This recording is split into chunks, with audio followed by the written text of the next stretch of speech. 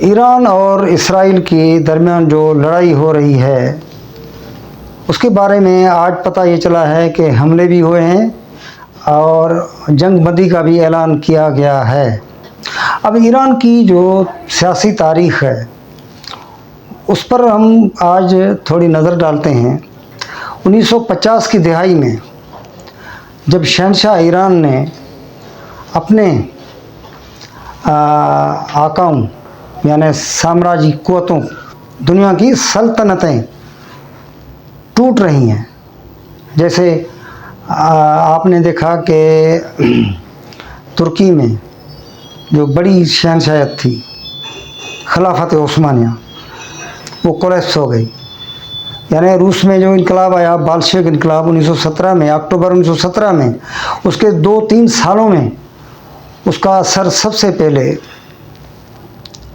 خلافت عثمانیہ پر پڑا جو توڑ پھوڑ کا شکار ہو گئی۔ اس کے بعد ایران میں بھی ایک بالشویکی سپورٹر لوگ تھے اور حکومت تھی ڈاکٹر مصدق کی۔ ایران کا جو اس زمانے میں سربراہ تھا، شہنشاہیت کے بعد اس کا جو وزیر اعظم تھا ڈاکٹر مصدق، وہ بھی لبرل تھا اور ماسکو نواز تھا۔ اس نے اعلان کبھی بھی نہیں کیا کہ میں ماسکو نواز ہوں، لیکن اس کے جو لائن آف ایکشن تھی وہ بالشویک انقلاب کی طرف جا رہا تھا۔ تو شہنشاہ ایران اس زمانے میں اس نے اپنے جو اس کے آقا تھے جن کا وہ خاص آدمی بنا ہوا بیٹھا تھا، جس کو ہم کہتے ہیں وہ پٹھو بن کے بیٹھا ہوا تھا اور اپنے پورے خطے میں سامراجی سسٹم کی سپورٹ کرتا تھا، اس نے اپنے آقاؤں کو کہا کہ یہ ڈاکٹر مصدق میرا تختہ الٹے گا۔ تو اس زمانے میں ڈاکٹر مصدق کی حکومت کو گرانے کے لیے جو جمہوری حکومت تھی، شہنشاہت کے اندر بھی جو الیکشن وغیرہ کرا کے لاتے تھے سربراہ، تو امریکہ نے CIA والوں نے وہاں سے روزویلٹ کرمٹ نامی ایک اپنا جاسوس بھیجا، اس کو 4-5 مہینوں کے لیے بھیجا اور اس کو کام دیا کہ تم جا کر یہ کام کرو۔ تو وہ آئے، انہوں نے وہاں ماحول بنایا اور ڈاکٹر مصدق کا تختہ الٹ گیا۔ ٹائم لگا اس میں۔ اس کے بعد ایران میں ماسکو نواز یا بالشویک لوگ تھے، وہ آہستہ آہستہ آپس میں منظم ہو رہے تھے، تو شہنشاہ کو دوبارہ خطرہ ہوا، تو اس نے اپنے آقاؤں کو رپورٹ کی کہ بھئی یہ جو کامریڈ لوگ ہیں یہ میرا تختہ الٹیں گے۔ اور دوسری طرف ہمارے جو عالم دین تھے وہاں کے، ان کا بھی خیال تھا کہ ایران جو ہے اب غلط لائن پہ ہے، وہاں جو ہے سیاسی مستحکم جو حکومت تو ہے لیکن وہ شہنشاہت کے اندر ہے، اور وہ اس کو جو ہے دین کی طرف اس کا جو ہے لاڑا نہیں ہے، دین کی طرف رغبت وہ نہیں رکھتا۔ تو عالموں اور کامریڈوں نے مل کر ایک بڑا محاذ بنایا، تودا پارٹی تھی، اور دوسری طرف سے عالم دین، سب سے بڑے عالم دین امام خمینی جس کو کہا جاتا تھا، وہ اور کامریڈ مل کر شہنشاہ ایران کے خلاف خطرناک قسم کی بغاوت کی۔ ایران پورا، اس کو روکنے کے لیے بھی امریکہ نے کوششیں کی، لیکن امریکہ کو ایک خدشہ یہ تھا کہ اگر ایران میں یہ بالشویکی لوگ آ جاتے ہیں، کمیونسٹ لوگ آ جاتے ہیں، تو اس سے بہتر نہیں ہے کہ یہ عالم دین آئیں، اسلامی جمہوری حکومت ہو، اسلامک جو ہے لیڈرشپ یہاں آئے۔ لیکن ہمارے جو عالم دین تھے امام خمینی کی سربراہی میں، انہوں نے یہ فیصلہ کیا کہ یہ ہم کامریڈوں کو ساتھ رکھیں گے۔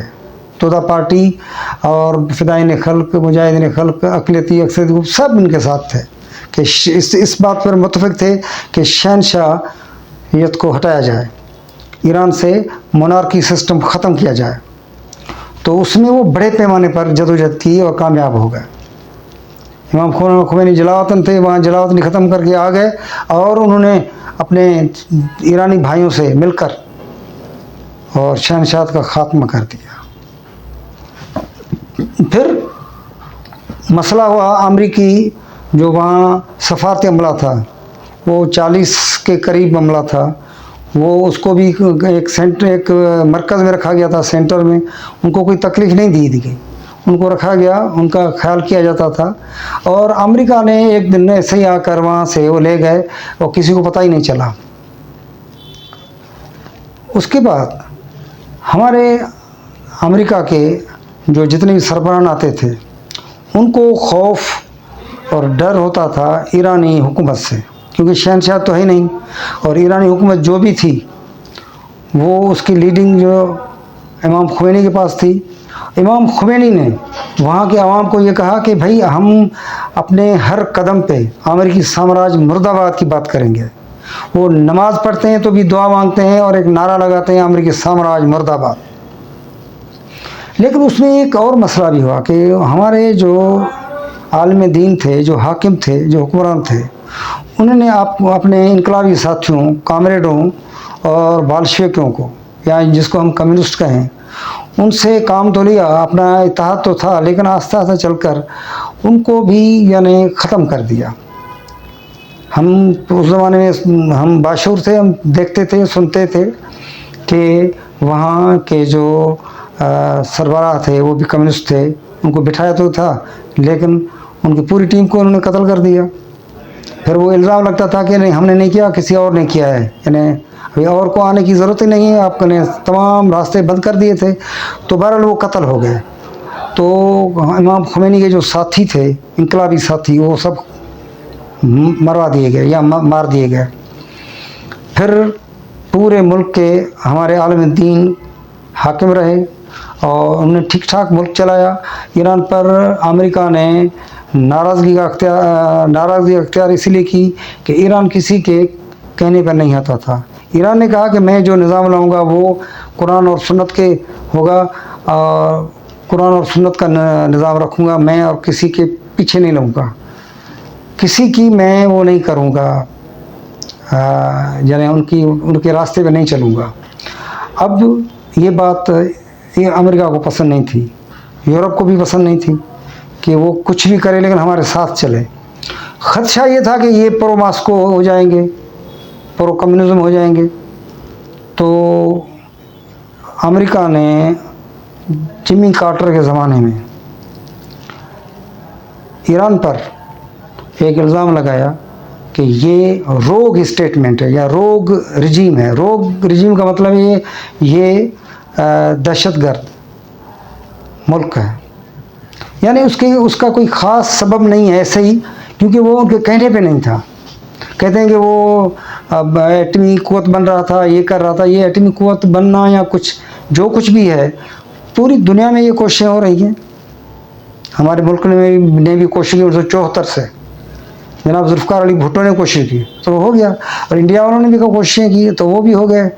جوہری جو ہے جوہری جو تجربہ ہوتا ہے وہ کرنا یا نہ کرنا تو اقوام متحدہ کے چارٹر کے حیثیت سے، چارٹر کی پیروی کرتے ہوئے، یعنی اقوام متحدہ کا جو قانون ہے اس کی پاسداری کرتے ہوئے تمام ملکوں کو یہ اختیار ہے کہ وہ اپنے دفاع کے لیے جو کچھ کرنا چاہتے ہیں وہ کریں، لیکن پرامن ہو۔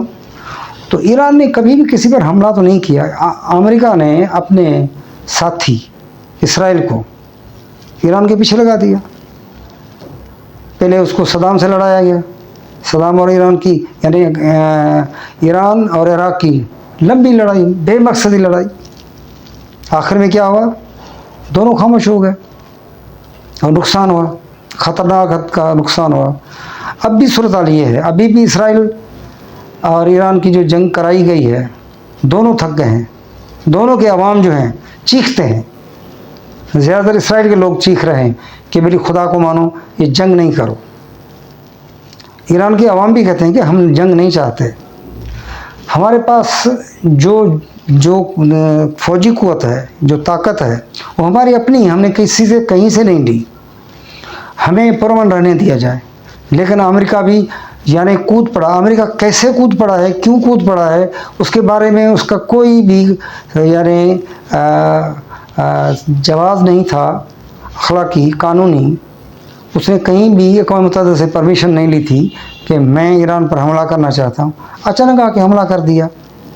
تو حملے بھی ہوئے, تباہیاں بھی ہوئی, مہنگائی ہو گئی اور نقصان ہوئے, لوگ مرے. ایران میں سالوں سال امریکہ نے, اسرائیل نے اپنے جاسوس بھیج کے رکھے تھے, وہ بھی پکڑے گئے, ظاہر ہوئے, نقصان بڑے ہوئے. امریکہ کا تو نقصان ہوا نہیں ہوا, لیکن اسرائیل کا اور ایران کا. ایران کے جو سائنٹسٹ تھے وہ قتل کیے گئے, اور اسرائیل کے بھی بہت سے بڑے بڑے لوگ قتل ہوئے ہیں. اور دونوں کے عوام پریشان تھے کہ یہ ختم ہو. اب سننے میں آیا کہ یہ ختم ہو رہا ہے, لیکن خاتمے کا جو مسئلہ ہے وہ ساری عمر کے لیے ہونا چاہیے. یہ بے مقصدی لڑائی نہیں ہونا چاہیے.